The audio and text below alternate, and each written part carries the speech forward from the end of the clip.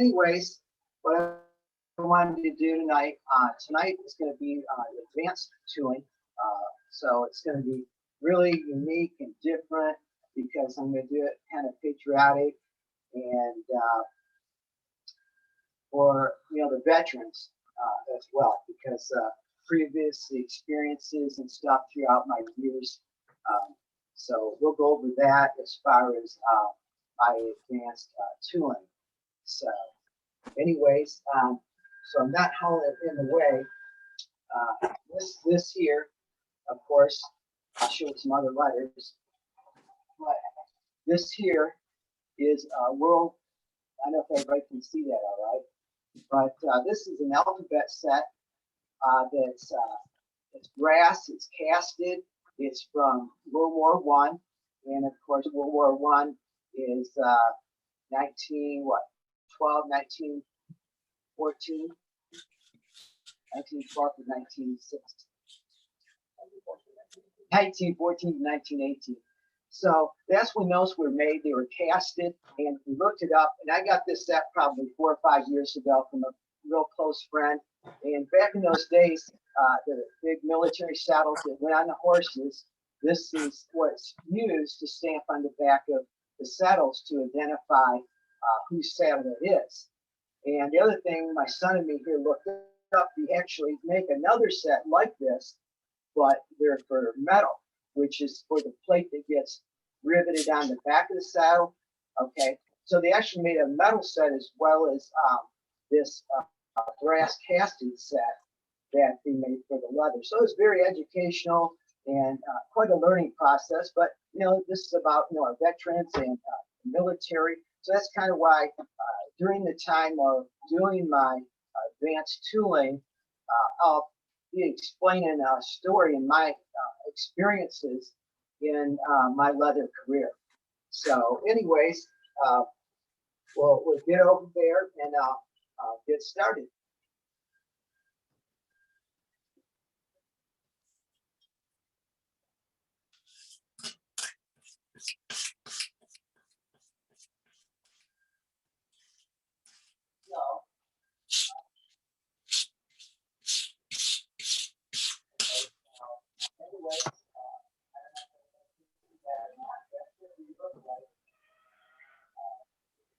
Hold on, we can't hear you very well, I don't think. Hold on, Dad.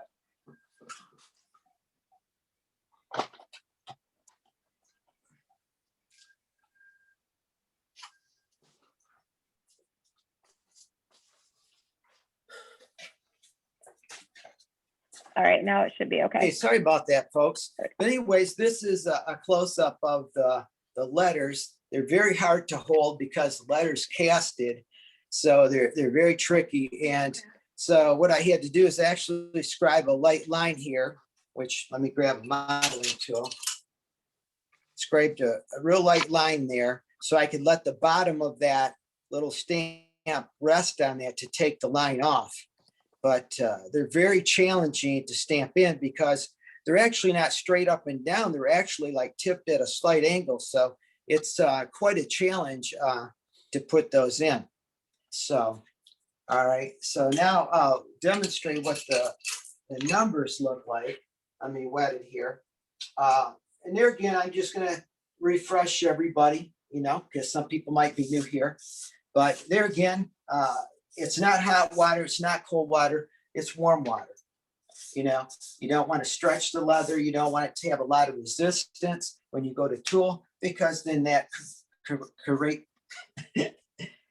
make you tools jump, create an issue. There we go. I'm sorry about that. So anyways, now what I'll do is I'll try to carefully here.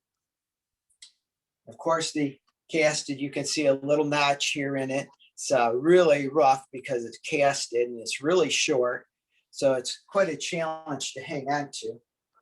So anyways, I'll try to set it on here. Okay, and then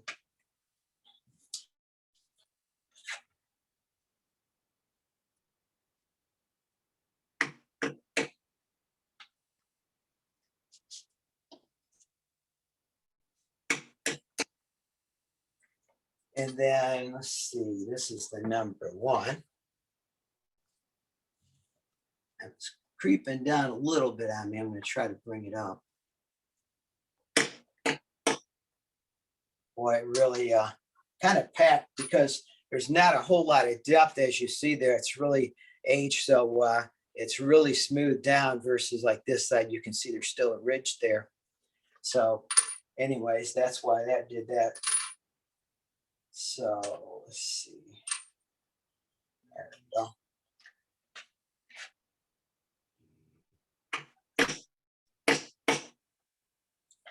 So there again, you'll see 3 is really sweet looking. I like that. And but that 1 and the 6 kind of at an angle, but it's, you know, it's held straight up and down to the line. So with age, they must have used the number 1 quite a bit. I guess 19, you know. So anyways, that was very interesting. I thought I'd share that with you because now we're talking about our forefathers, our great grandparents, our grandparents, and that was back in their days in that era. So it really meant a lot to me to be able to share that. So anyways, over my years of doing this, 50 years, this would have been back in the 80s, late 80s.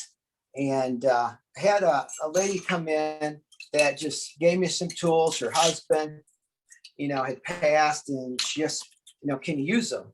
And I said, sure, you know, work with, you know, some children, because I worked a lot with children, with scouts and that, and church camps and that. And so very interesting. What they did is they took a 20 penny nail, okay, and as you can see, they clipped the head off. And what they did is they filed here and filed here and put lines in it. And when we look at that, can everybody see that clearly or not? Okay. So anyways, as we're doing leather work today, that's real similar to the F916, which is a great tool, of course, for laying grass in a low-lined area when you're doing a scene. So I'll tap that down so you get to see that. In fact, this is my F916 from 1970 right here that you see. I was working on that there for practice. So I'm going to tap mine in and then theirs. It's just unbelievable how easy it is for it to, I mean, that's all it took. And you can see how beautiful that is. And you feel that was open hand, like a file, just amazing work. And then here's the one from 1970. It's kind of like they hollowed out the bottom of it. Okay. And then I'll show you another one. This is a cedar that they did out of a 20 penny nail. You know, just amazing the time that must have went into that and the talent to do that. So anyway, so I'm going to tap that in. And there again, just real gently there. I have to hit a little harder because the leather's more dry up in there. But there's the cedar this gentleman made, whoever that was. But very unique. And last but not least, and my son and myself, just intrigued about this. How could they make a basket weave tool out of a 20 penny nail? But they did. There's the basket weave tool that they made.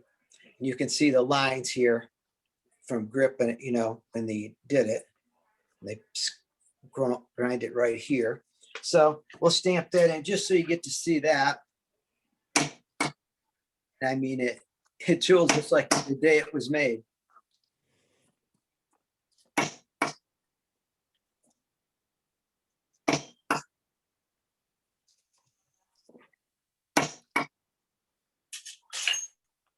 And there again, that's out of a 20 penny nail.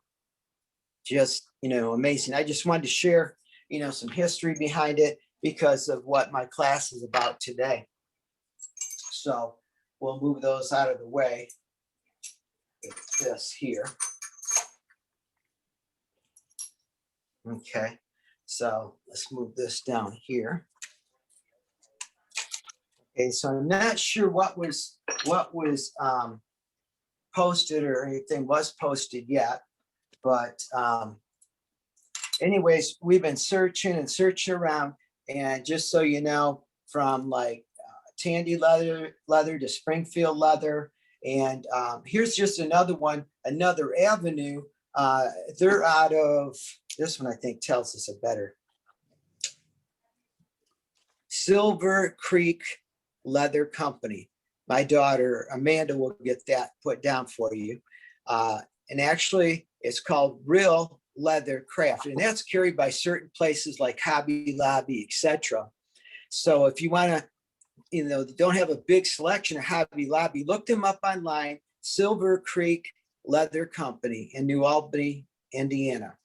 And the reason I say that is I've been doing a lot of searching for my students in that. And this saddle groover, the economy one, I mean, Tandy, I think, was out of stock. Let's see. Oh, what's the other one? Anyways, but Real Leather has that in stock. Oh, the other one, I'm sorry, Springfield Leather. I'm not sure. I don't know if they had any of those in stock, but those are real important for class and using it every day. And whoever signed up ahead of time, which there's still some opening for our holster class, you will be using this or needing this to use. And hopefully everybody can get one in time. So anyways, it's the saddle group. Okay, so let me move that out of the way.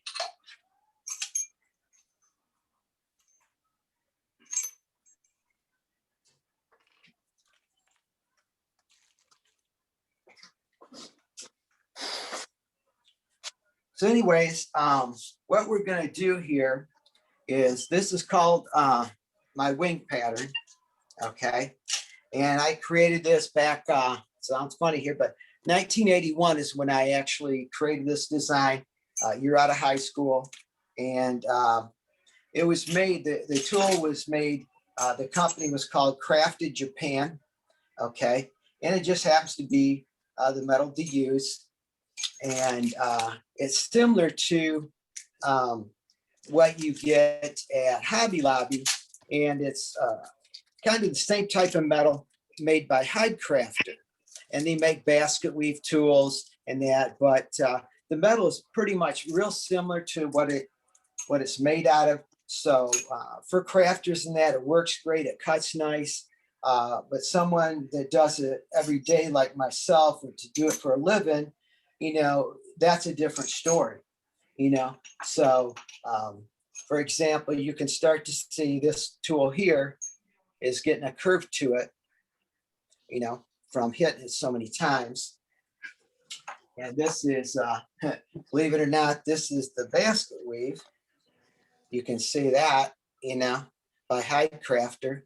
It just, when you pound it, you know, hundreds of thousands of times, it's going to do this with that type of metal. But as far as people that are doing it for a craft or hobby, of course, you're probably not going to have this issue. So anyways, next up here, I'm going to take our border tool cutter, and I will be cutting the border approximately 3/16 of an inch in from this edge of your belt blank. Okay, so there again, we're going to want to take warm water, not hot water, not cold water, and wet it down.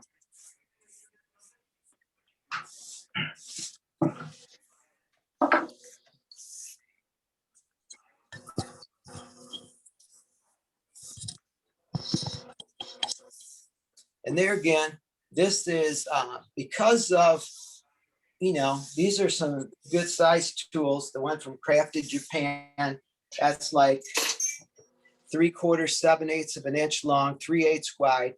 So there's quite a bit of pressure that will go in that leather when you strike it. So you want to give yourself a little more comfortable margin, because it's bound to stretch a little bit, and you still want it to fit the buckle come time when you go to assemble.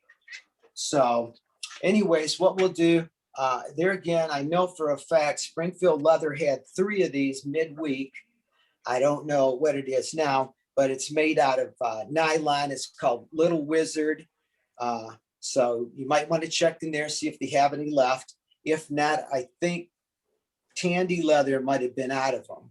But I know Silver Creek, they don't have something like that. So that way it might save you some time. But those are the 2 places you want to look for it. So we'll get started here, which unfortunately my back is going to be to you at this time, but you'll get to see it when it's done.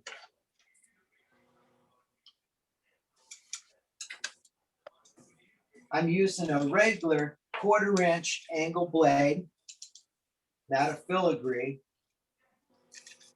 Filigree cuts too narrow of a cut in it.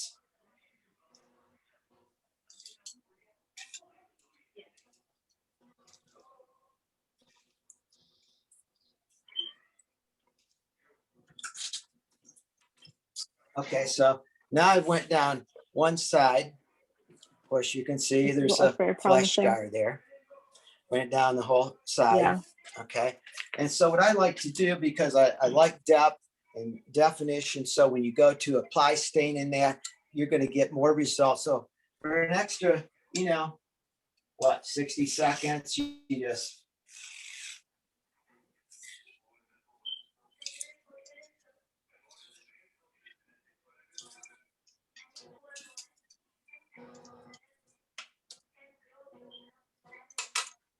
so you can see there's a little more open there to the cut, a little deeper.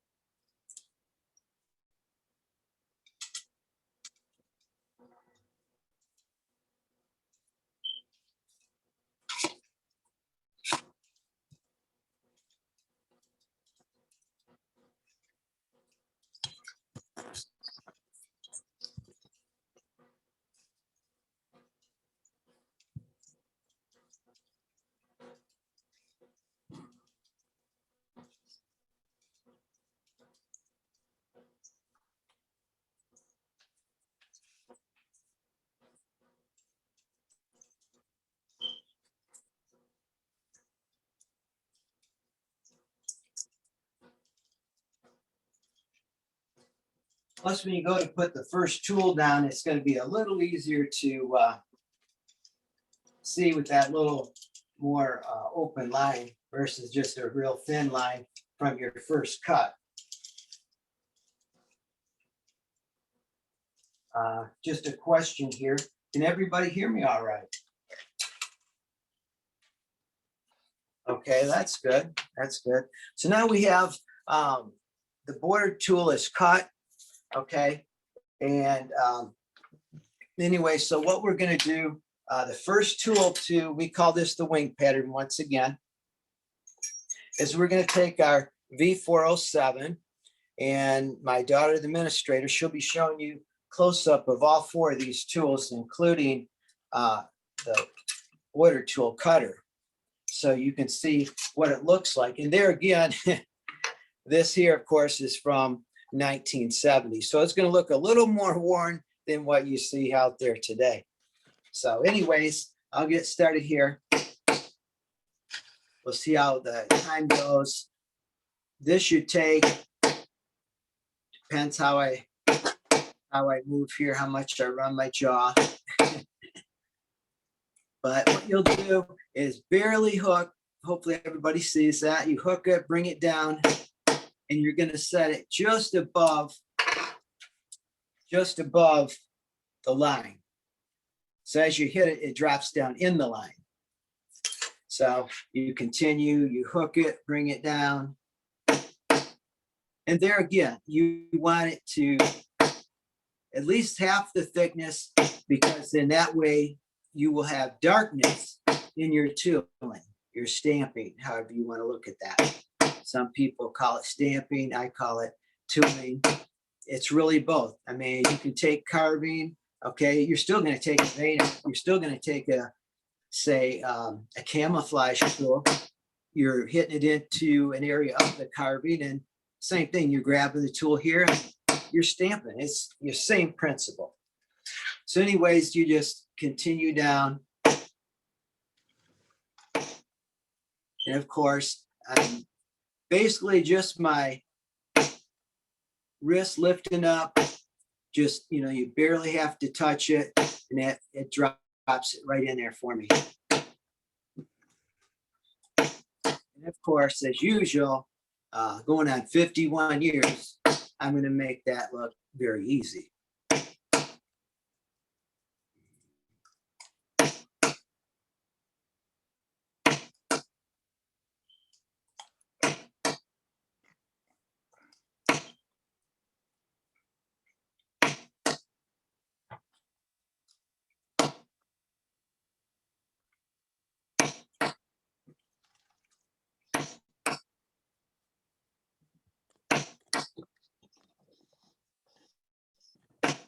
There again, just barely hook it, bring it down, and drop it in.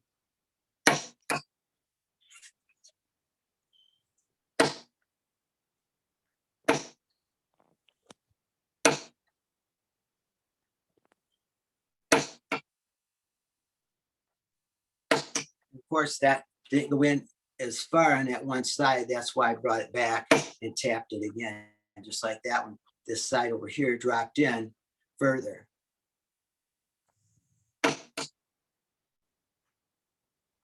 And just starting to get dried up a little bit, as you can see.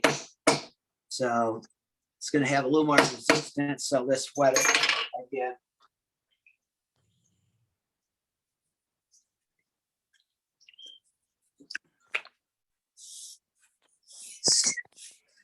Okay, so somebody asked, I think it's Javier.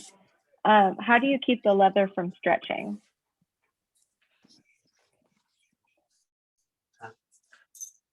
Okay, so someone asked, how do you keep the leather from stretching? Okay, first of all, if the water is too warm, okay, that's the first factor that will allow the leather to stretch. Two is if you wet it too much, it's going to cause it to stretch. Three, if it's thin leather, okay, it's going to stretch even more. But the biggest thing that people don't quite understand is when you wet leather, whether it's a 10 ounce, a 6 ounce, a 4 or 5 ounce, whatever the thickness of that leather is, you're only going to wet it. So the moisture line, okay, this here you see, and this here, of course, I just wet it. So you can see it's about right there. If you wet it more than that, then the piece of leather is going to get spongy, punky, I call it. And when you hit the tool, it's going to distort the design. It's going to make the leather stretch. Okay. I'm not sure as far as how much stretching you're talking about, but that's the whole reason. Like this is cut 1 3/8. Okay. The buckle going on this will be 1.5 inches. Let's see, we're pounding, stamping into 10 ounces of leather, and you're going to get a tiny bit of stretching. And that's the reason of cutting this 1 3/8, because more than likely we're going to get about 1/16 of an inch of it stretching. Okay. So first of all, too hot of water and too much water is the first factor, first two factors of it stretching.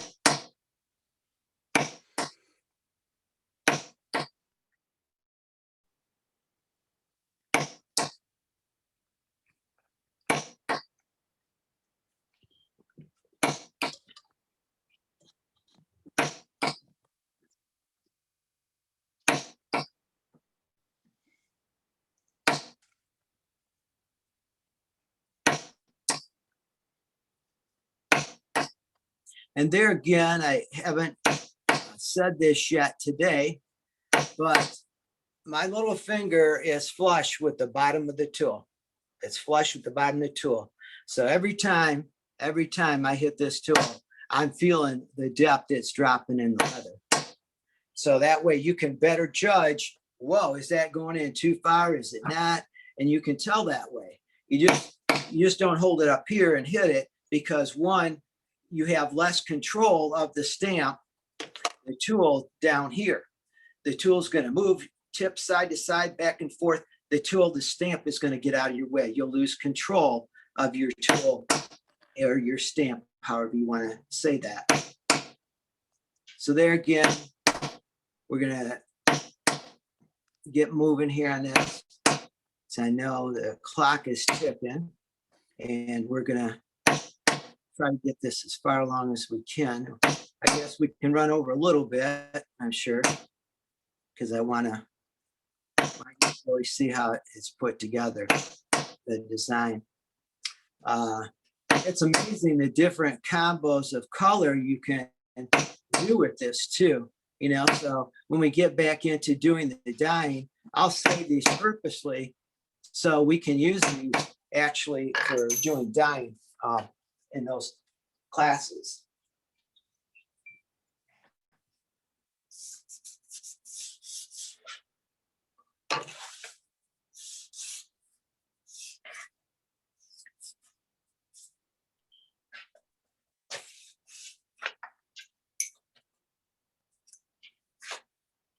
Okay, so we're coming into the end here. We'll have to, however it fits in. Looks like maybe 3 it's looking like. So I'm just gonna eye it between them and split the difference up like this here. Better leave that alone.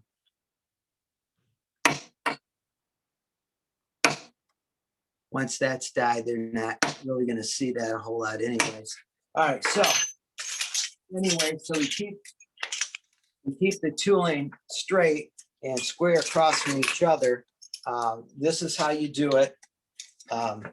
Every third veiner, every third tool is where you're going to put a little mark.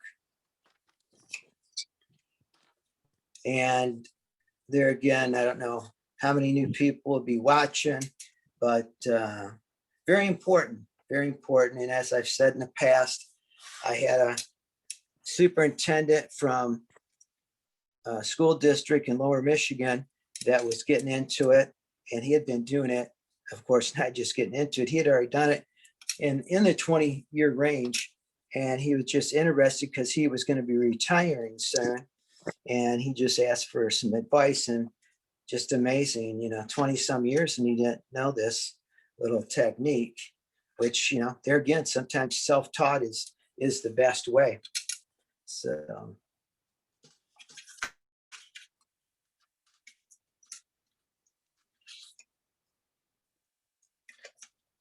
So as we get into this, I'm going to start sharing this real special story that I experienced. There again, a total of 50 years, but in 1982, I had a leather business open with a partner in 1982. And in 86, I bought him out. So in the late 80s, early 90s, and actually, as the 4 years were involved with my partner, I actually traveled around to different hospitals and scout camps and church camps and so on and so forth. So what really inspired me about today, that it really touched my heart, is I had went to many hospitals, but something that was really important that meant a lot to me, where I was able to help, and I'll never forget it, of course. But I went to VA hospitals like in Battle Creek, Michigan, in Ann Arbor, Kalamazoo, Saginaw, in fact, the town where I live in now. And I would go to the OT, which is occupational therapy. And that's, of course, so they can learn hand and eye coordination, say for their lacing, line the needle up with the hole, et cetera, et cetera.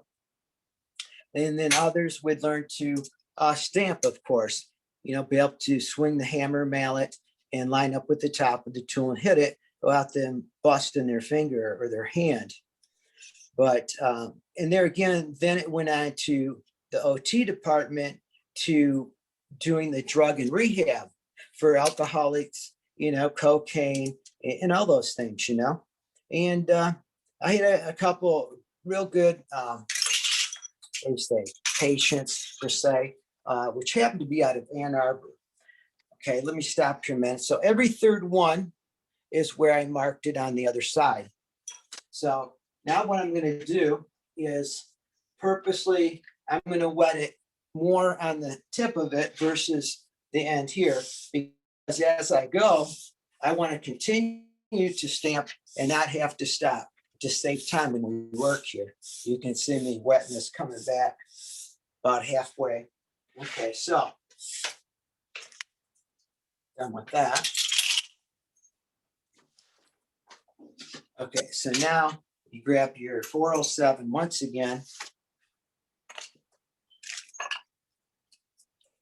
And there again, just carefully set it on the dot and tap it in on the other side. Yeah, it looks like I need to tap it a little more. Okay. So getting back to the story, there's a gentleman named Earl and another one named Ken. And both of them had issues with alcohol, and they really admired and seeing how concerned I was about wanting to help. And they seemed to really be interested into listening to me. And so I was willing to go on and above and help them as much as I can. And here's where it comes into play is Earl was his name, the one guy, and Ken was just a gentleman, not in any military situation, where Earl, he was in Vietnam. And as you can see, we're sending it 2 at every day.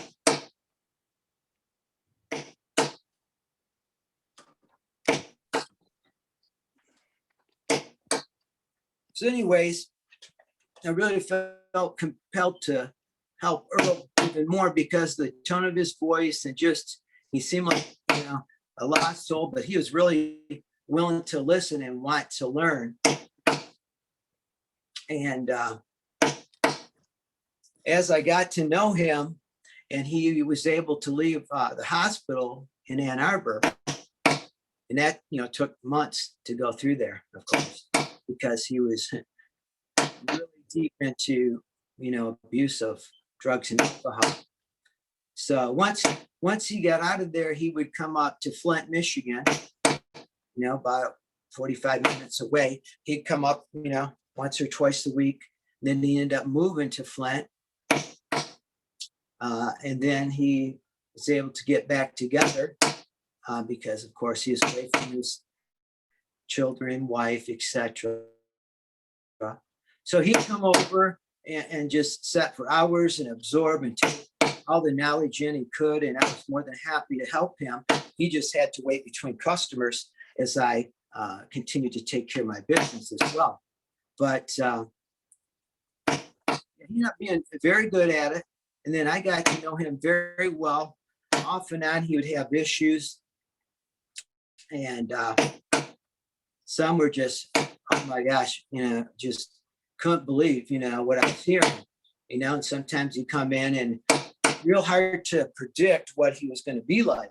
His attitude, his emotion, because of his situation of flashbacks of what he went through over in Vietnam, you know, and family situations with the children and the wife, you know, and the children being around him at times because of having flashbacks, etc. And I'm going, oh my gosh, what is this dude going to do? You know, I feel terrible for him, you know, but I can't do certain things and expect things to last. So I tried to keep him busy as much as I could doing the craft.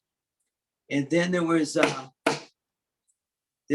day he come over and sat down and he simply broke down, you know, and I don't care how tough you think you are, when things get really deep in your soul, you're only going to hold up so long. And he just felt as a close friend. And so we were able to sit down at the back table, and this is just, unbelievable what you hear. But what it was is he was dreaming, of course, and for protection, of course he has a gun in the house, which sometimes people say, where's that guy having a gun for when he's that case, but in those situations. But anyways, getting to the point, he had a flashback during the night, and he woke up, in a broken sweat, and between the mattresses was his handgun. He grabbed it, got up, set up, and he fired like 4 rounds right through the wall. And unfortunately, his daughter's bedroom was right on the other side of that wall. And I had a lump in my throat when he said that. And thank the good Lord, she survived. It was above her headboard, so she did not get hit. So, it's a story I had to share today. It inspired me because, first of all, if it wasn't for veterans, people in the military, our country would, be very safe. So, and he always hung around with me after that, because his wife left, of course, being scared, and eventually a divorce happened, and then he got into doing Indian and stuff like that. He'd come in with all funky haircuts and that. I just tried to be there all the time to support him when he came in, because I knew his situation, and I seen him firsthand at the hospital. And I think some people understand out there and some people don't. But some people just don't have a clue what these people in the military have to go through to protect our country. And the thing is, I got to see it firsthand, and I just felt compelled in my heart to share that today. So I hope you understand the reason for it. It really meant a lot to me to share that with you. So there again, we're going to put in the 407, B407. We're going to hook up the ends on each side, as you see there, and tap it in. If you notice, I leave the tool in the belt and just pull it so the belt comes right to me, and I don't have to pick it up and move it and lay my hammer down. And you can move along easier that way. As far as the last I know, Earl, it's probably been 3 years, and he was constantly in and out of the hospital, and not so much he had got over the drugs and all that and alcohol, but he had tremendous issues with his back, constant back surgery, having pins put in, then a year later, I got to have 2 more pins put in. It just really sad, and I just really felt that I need to share that today. And that's kind of why, I wanted to share, the military alphabet set, number set, and then the tools that are very old, because that meant part of the story today. So now we got the 407 put in there all the way down. Okay, and this is called the wing pattern. Once again, when you're first time doing it, you can take your wing dividers, okay, and you can scribe a line down the center. Of course, I had to tinker with another pattern earlier.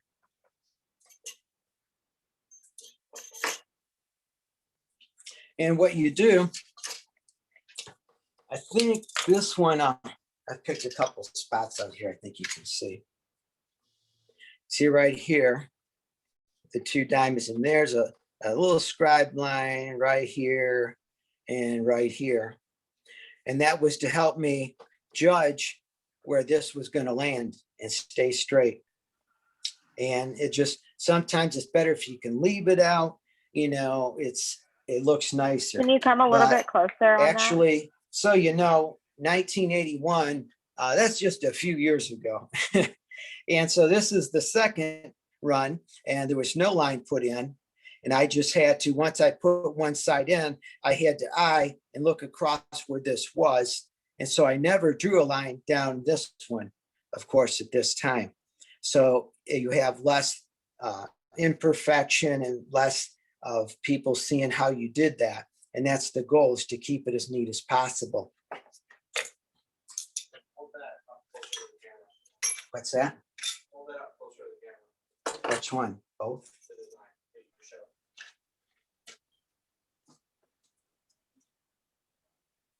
And then there it looks like this. Okay.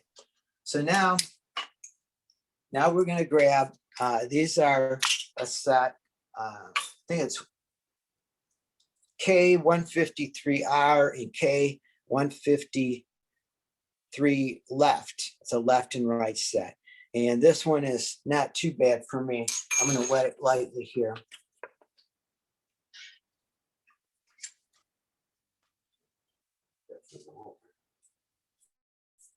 Looks like we'll definitely go over a little bit here, but get in a hurry, you'll mess up every time, correct?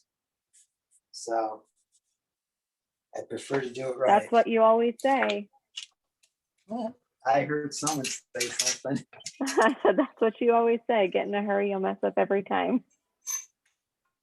Okay, so first of all, as you'll see, what we're going to do, let's see, this is going to lay in like this. This is turn like this.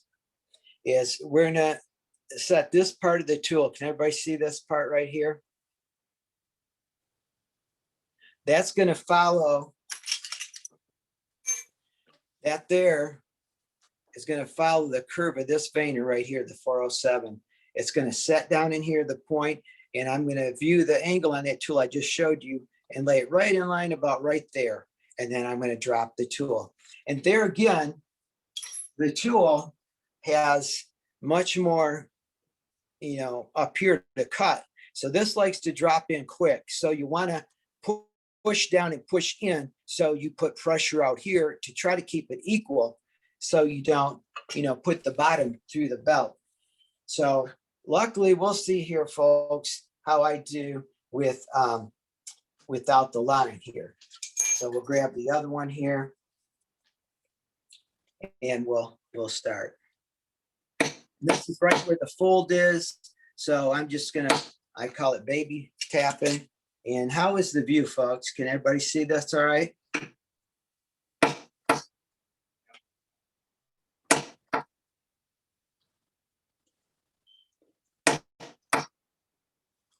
So I'm giving it quite a punch, using my wrist, not so much my arm as much, a little bit of the elbow, but there again,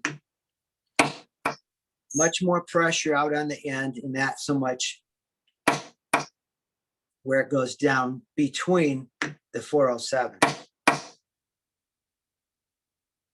And there again, I'm eyeing here. How am I doing, Doug? How am I doing?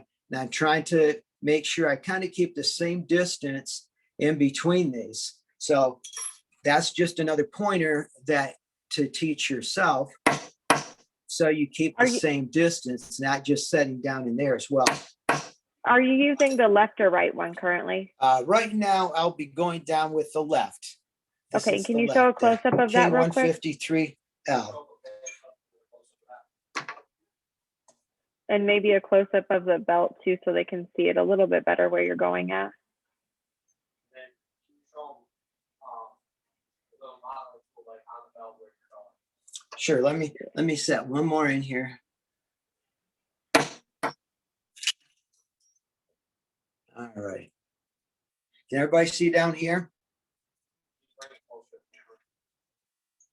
Is that good or not? See, right there's the point of it. And just as the curve is leaving, which is just about where that beveled wide area is, that's how much I'm setting in between the 407s right here. So right Can you about hold it there up where to the that curve is camera? ending is right about where that is. So that's how I judge that. And that almost gives me exactly the same distance every time between those. So that's how you judge that. Let's see if I can get up close so you can watch this happen. I'm going to set it there. Is that good? Yeah, can you hold the whole belt up to the camera? What's Is that that? possible? Okay. Does everybody see it all right? Yeah, it's sitting above the veiner, correct? So it's like out of my jurisdiction. Yeah, it sets down in between to close off where the veiners connect here. And then it's going to bring up here like this. And your space is the same up here. And that's the goal. You got to keep that uniform. Yeah, Is that's everybody much with better. me now? We're able to see it. Yeah, I think that's good. Thank you.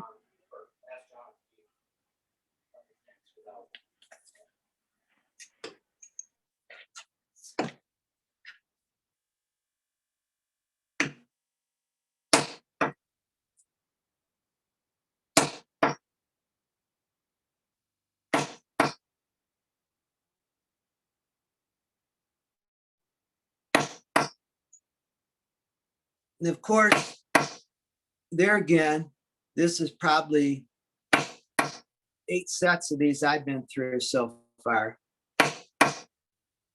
And I had one time bust the handle completely in half right about midway. Yeah, it definitely scared me. I'll say that. There again, leave your tool in, pull it back. And there again, once again, I'm setting in, but then I'm pushing more back here. My hand shakes from pushing down so hard. I don't know if you could see that happen, if I need to come closer for you to see that.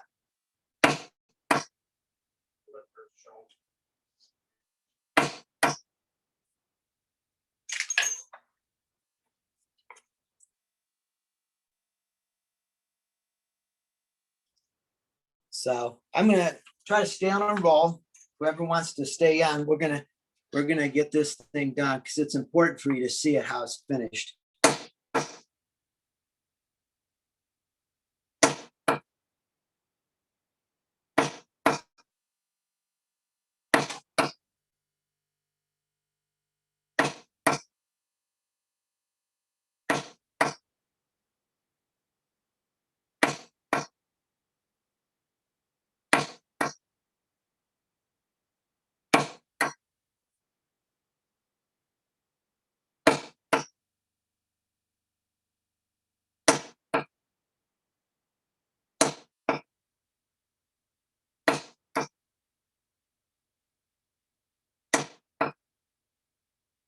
And there again, some people, just so you know, when you do it, for a living, it's so much different than a craft. And you're using these tools, however, often it is, depending on what design you're doing.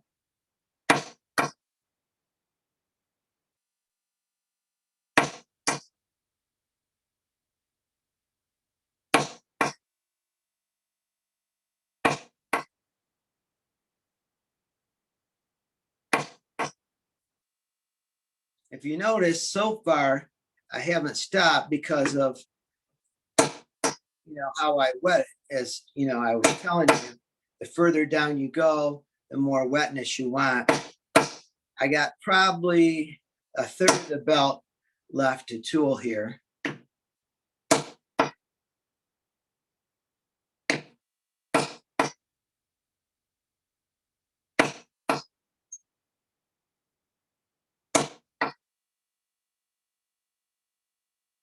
Yeah, this is beautiful. When you go to diet, and I'll just show you this quick. Just, I know time is an essence sometimes for people. Sometimes I'll dye just this edge like a black, and then this here I'll let this stay the chocolate here or the earth tone brown. Let's say black here and your light brown antique by Angelus. I let that penetrate here so you have earth tone brown. And then this whole center here, I take the Angelus 600 and seal the entire surface. So I'm going to keep this natural. I'm going to pick up the excess antique and the excess dye all at the same time with one rag. And, you know, I'm anxious for you to see it. It's beautiful when it's done. And then you can do that as well. You can do blue. Blue's a really cool color with it. Doing blue, because then, of course, blue jeans. And of course, then you want to stay, you can do, I usually put black all the way into the 407 as well as the border. It just, otherwise you get too much blue in there.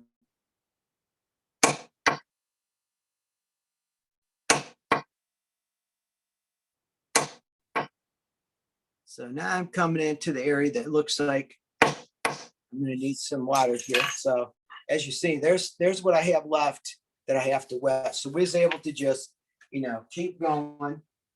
So now what we'll do is we'll wet it the same way again, because we're going to be coming right back with the other side.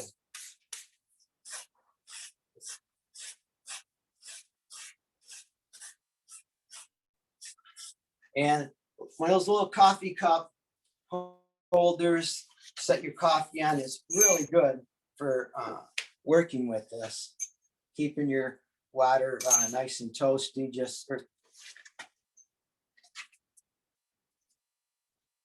All right, so now let's start. Let's start right up here like this.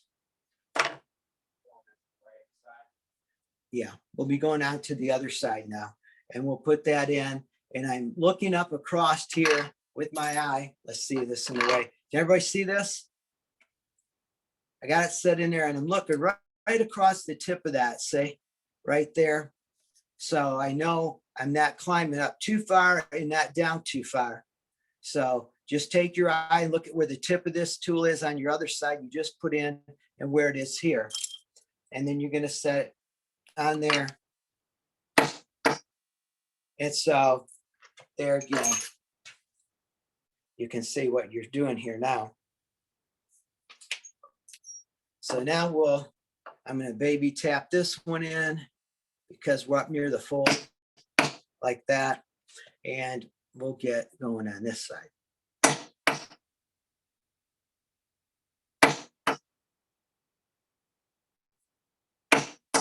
Yep, when I was younger, 7th grade, going to craft shows, fairs, you know, by 11th and 12th grade, I had to spend, you know, during the winter months in my spare time, I would be down in the basement.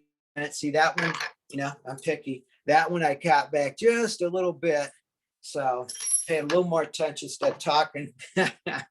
Anyways, during the winter months, my spare time, I would tool belts. And then in the spring, around May, I started doing the shows. And so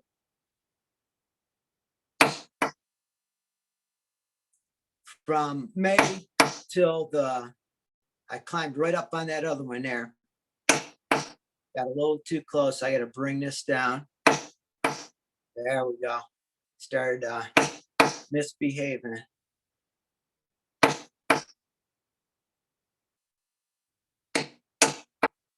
And so I'd have to make between, you know, 500 and 1,000 belts to get me through the season.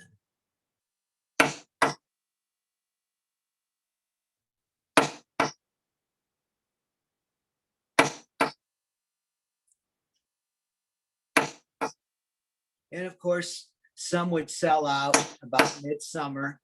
And so then I'd have to make some more. And so I kept busy. There's no doubt about that. But it's, you know, elementary, I mean, 5th grade is when I started. And then getting into junior high school in 7th grade, I started, making a little extra money on the side and kind of paid for itself. And I just continued to do it. That one got ahead a little bit, as you see.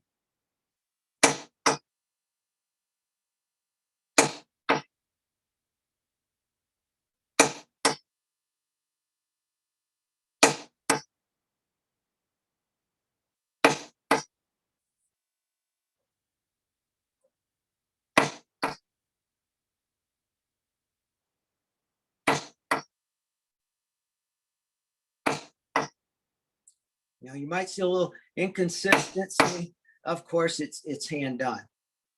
But once you put the Kelly 305 diamond, that is so darn hard to find. Just keep searching and searching. Eventually, you'll run across one.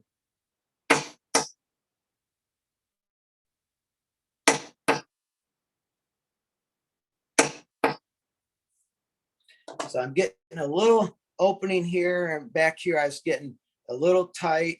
So just got to pay a little more attention on where I'm setting it as I set it in. I got the distance good. I got to bring it up more. As you see, I was setting it, but I need to swing it up a little more, like about there. There we go.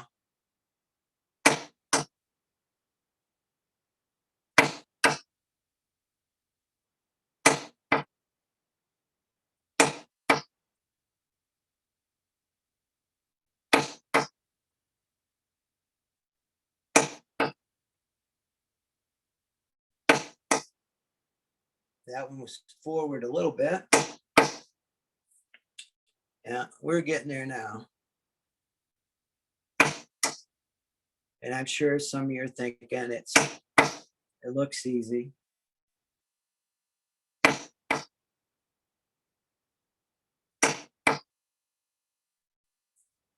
Any questions out there?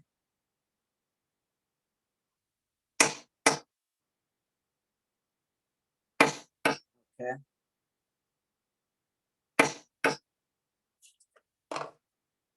Apparently I missed this part right here. That's kind of funny. I wet it at the end and didn't realize I didn't finish it out. So there again, this only take a minute.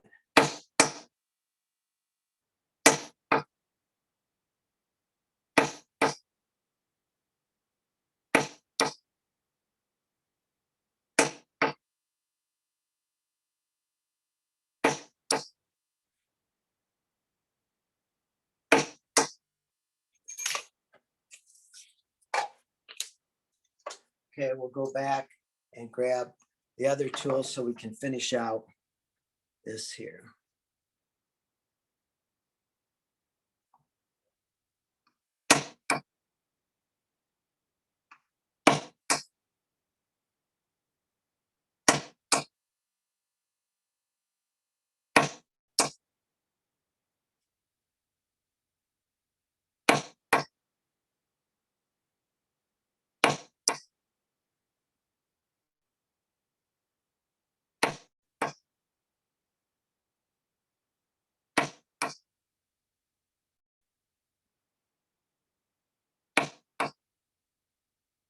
Okay, so anyways, here's the fun part. This kind of pulls everything together for us. As you can see now, that's the V407 craft tool, and then your K153 L and R left and right that is now put in there.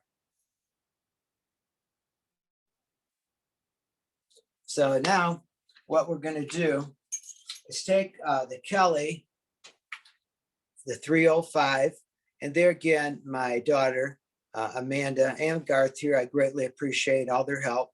I wouldn't be doing this if it wasn't for them. But anyways, Amanda will be showing you a close-up of all these tools once again, so you can look at them close up and see what they look like. And take in mind, this is probably 35 years old. So what I'm going to do, this I need to, hopefully you can see this, folks. In fact, I'll hold this up.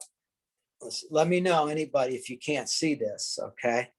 So basically this point right here where those join is going to be where the 1 point of your Kelly diamond, the 305, is going to set right here. Then the other point of the 305 gets set in right here. So what that's going to do, that's going to connect the complete design and put it together for us. So one end of the 305 here, the other end will go here. I'll tap one end just so you get to see it first, or before we go down the whole thing.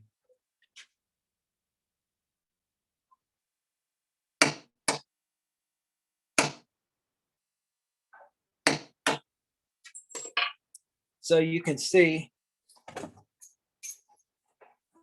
what it just done there for us.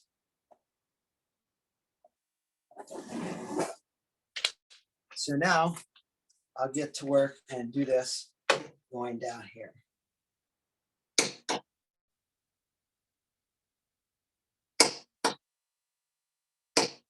There again, when you're doing such a small tool like this, and it goes, you don't want it to go in really quick or too fast. So when you grab a tool such as this size, I mean, grip it really, really tight. And that way, when you hit it, you have much more feeling when it travels down in the leather and the diamond doesn't go on through it. And of course, you notice I'm not, more than likely never going to wet this coming back down because it's like perfect. So there again, between those points,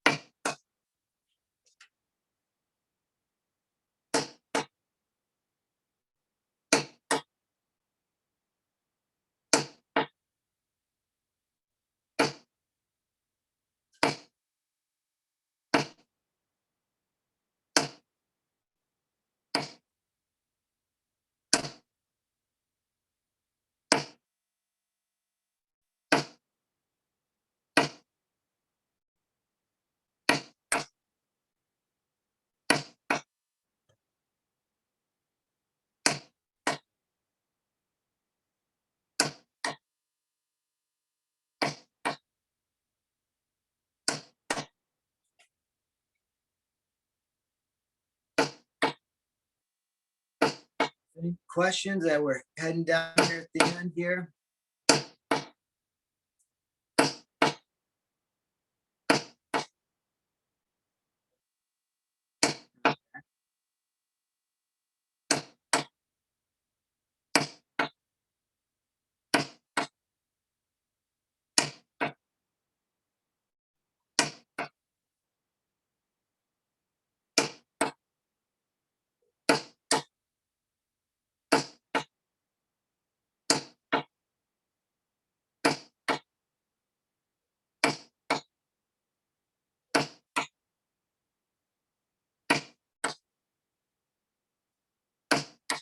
But as far as just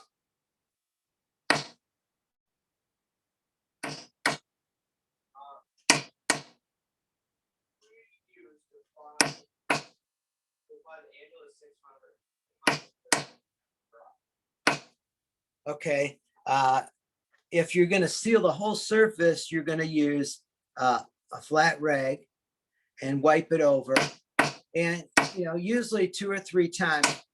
Okay, but if you're wiping it over a die, as you swipe down every time, pay attention to how much pigment is coming off onto your rag, and then continue to fold the rag so you're not smearing the pigment over the other area when you go back down again. Okay. And when you start to see a light shine to it, you need to stop, let it dry, and it gives you a satin finish, okay? But when that satin finish dries, it's still on the dull side. that's when you grab your piece of sheepskin and just set it on there really lightly and back and forth very, very quickly to create air flow, and the hair gets any excess that might have fell down into your work. It's going to pull it up on top and on the grain where it's going to help it set up and dry. How long does that usually take to dry? A matter of minutes. But I have a fan above my table, see? So anyways, there's the design. What? What? I have more questions. Okay. You want to ask John to see if that answers his question? Does that answer your questions, John? Any more? Gonna mute himself.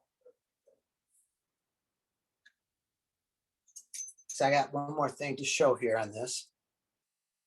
Then Javier asked a question after that. Okay, questions first or? Yeah.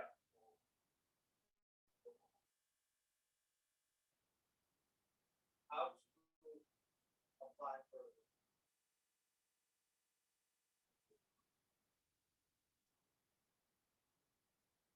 I guess you have to apply this. Okay, so when you apply base sealers, say we want to seal, let me hold this up. Let me know if I'm holding this correctly for you. Say, for example, I'm going to seal the center area of this design. I usually take a Q-tip, brand Q-tip that has cardboard center, not a plastic tube, a plastic tube. They don't make those usually anymore, but in the past, that sharp tube could cut through the cotton swab and scratch your smooth leather. But anyways, a Q-tip, one end is spun one way, one end is spun the other way. So make sure you turn and tighten the wool on the tip of the Q-tip. Then take the Q-tip and dip it into your base sealer or your acrylic finisher number 600. And you apply it right in here, up into here. All this smooth area basically is what you're going to apply the acrylic finisher to. All around up in here, the smooth. Okay. And that's going to resist your antique that you'll be putting down. Okay. And then there again, you can dye just this edge, or you can come in and dye this here as well.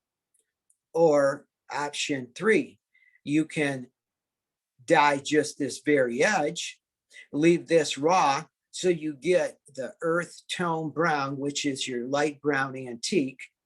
So that way you're getting a black border, the earth tone brown, and your natural center as well. And what I want to show you is when we've tooled this with the 407, we actually pinch the leather, of course, in certain areas. See that there and here? See how that's pinched right in there? So what you do is carefully, I mean, very carefully, you're going to take the little wizard or the border tool cutter, this here, and you're going to set it back into the slit. Again, the cut, the border, very carefully, and very carefully draw it back through. While you're doing that, Javier wants to know how much, what was a fair price for a belt like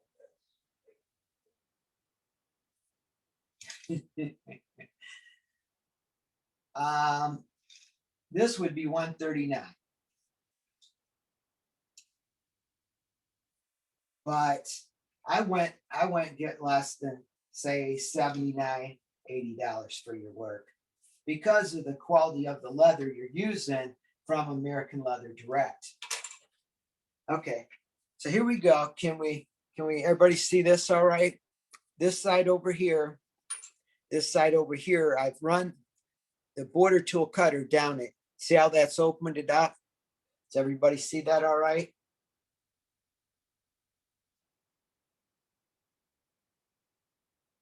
I'm guessing so. Now, the reason I really took the time, I want you to understand about that is because this here, say you want to only dye this, say you only want to dye this area. We're only human, you're only so accurate.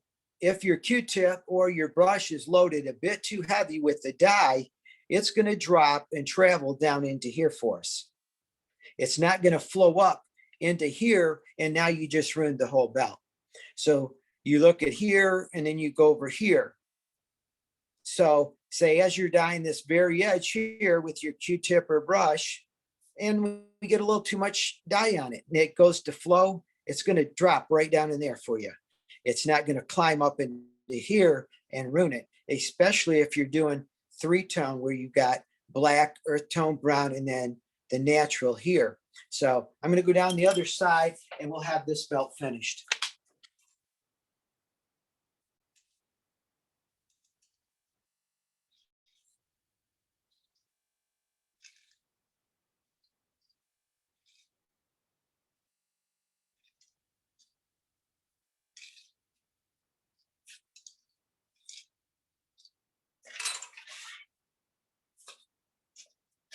So as you'll see now, both sides have been opened up again with the border tool cutter. So now it's all done, it's completed. So once it's dry, we can start doing the dyeing to it. So I guess we run over probably 25 minutes, but the point is I wanted to have you see the whole process and how it's done, beginning to end.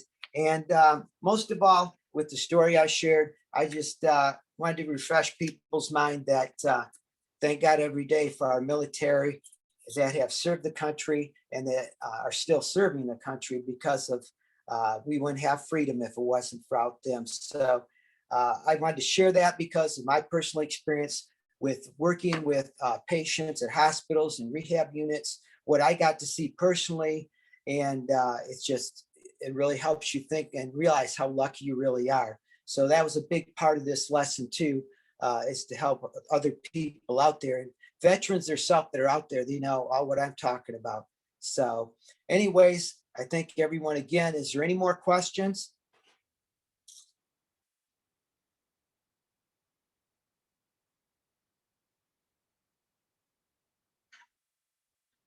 So I guess that's it. So I guess my daughter Amanda, do we have things to tell them and wrap up about the holster thing? We have some room yet in that class? Yeah, there's about 5 more spots left in the class, the holster class. I'll have that posted as well. Yeah, as John said, I think everybody in here actually might be in that class, but I guess just for the record and people who go back and watch this video, there are 5 spots available, and I'll have the links posted to that on the Facebook group. Other than that, I think that's all. I did post those pictures underneath the link to tonight's class, and I'll post I have like the numbers on, like the tool number, the serial number, the serial number of them, so you guys can have access to that as well. But I have nothing else to say. Thank you guys for coming. I hope you guys have a good week this week.